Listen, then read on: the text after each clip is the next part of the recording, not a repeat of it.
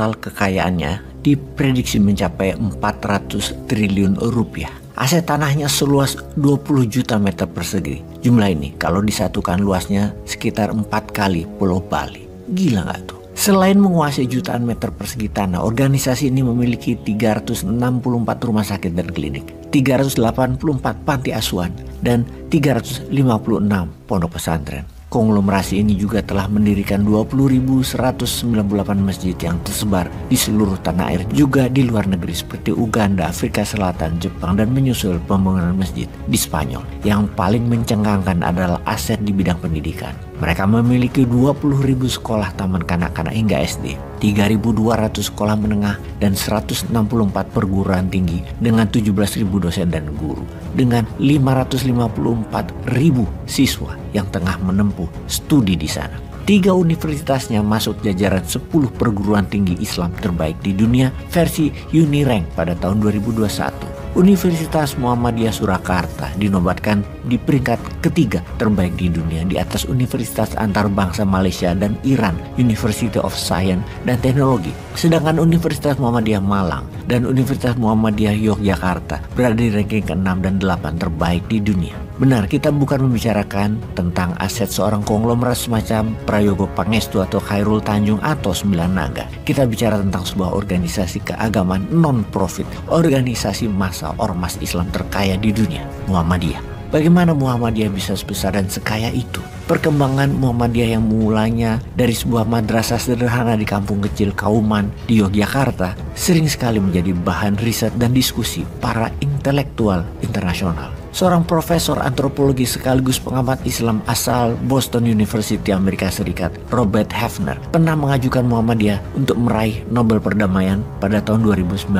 Meski gagal, Robert Hefner mengaku tidak pernah menyesal. Menurutnya, Muhammadiyah menjadikan Indonesia sebagai satu-satunya negara yang berhasil menjalankan amal sosial dan amal agamis yang sukses. Profesor Hefner meyakini negara yang paling berhasil mengembangkan format pendidikan Islam yang terefektif, terkini, dan paling islami dalam arti modern adalah Indonesia melalui Muhammadiyah. Dia juga memuji Muhammadiyah yang konsisten dalam menerapkan politik moral, politik yang fair, dan politik yang seimbang dan inklusif. Saya kagum Muhammadiyah tidak tergoda oleh politik. Tidak seperti Christian Evangelist di Amerika. Itu pujian Hefner di media. Sejak awal didirikan Kiai Haji Ahmad Dahlan 111 tahun yang lalu, di awalnya dia mendirikan madrasah dengan model kurikulum yang progresif, yang memadukan pelajaran agama dengan sains modern. Ini suatu hal yang baru, bahkan dianggap tidak lazim pada zaman itu. Kiai Haji Ahmad Dahlan juga giat berdakwah, termasuk melalui tulisan-tulisannya di media massa. Muhammadiyah menerbitkan majalah bernama Suara Muhammadiyah pada tahun 1915. Suara Muhammadiyah ini adalah majalah tertua di Indonesia yang pernah terbit dan tidak pernah berhenti terbit hingga saat ini. Semangat pembaruan Kiai Haji Ahmad Dahlan yang sering dijuluki sang pencerah ternyata mendapat sambutan luar biasa. Muhammadiyah menjadi tempat berkumpulnya para filantropi muslim yang rela mewakafkan harta, tanah maupun ilmunya untuk dikelola Muhammadiyah. Soal wakaf dan zakat adalah soal kepercayaan, dan hal itulah yang dijaga betul oleh Muhammadiyah. Kepercayaan dalam pengelolaan aset wakaf dan zakat para donatur itu pula lah yang menjadi salah satu kunci berkembang pesatnya organisasi Muhammadiyah. Pendidikan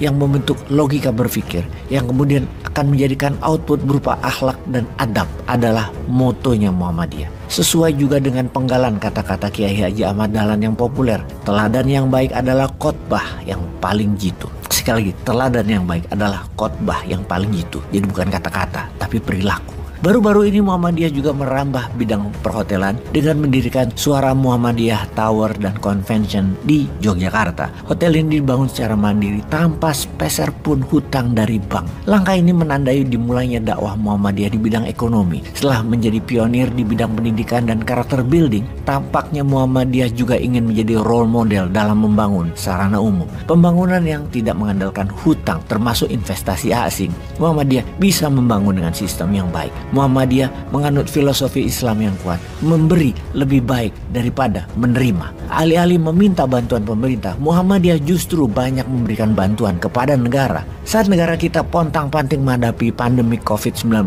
ratusan rumah sakit dan klinik Muhammadiyah menyediakan fasilitas dan tenaga medis mereka untuk membantu pemerintah. BPJS, Badan Penjamin Kesehatan milik pemerintah, justru berhutang kepada rumah sakit Muhammadiyah lebih dari 500 miliar rupiah dan Muhammadiyah tidak ngotot menagihnya. Suara kecil dari kampung Kauman itu kini telah mendunia. Kiai Haji Ahmad Dahlan, kiai dan pedagang batik yang egaliter itu telah betul-betul membawa perubahan besar dan fenomenal. Bukan hanya untuk masyarakat di sekitarnya, namun untuk Indonesia, juga untuk dunia. Terima kasih Muhammadiyah. Peace.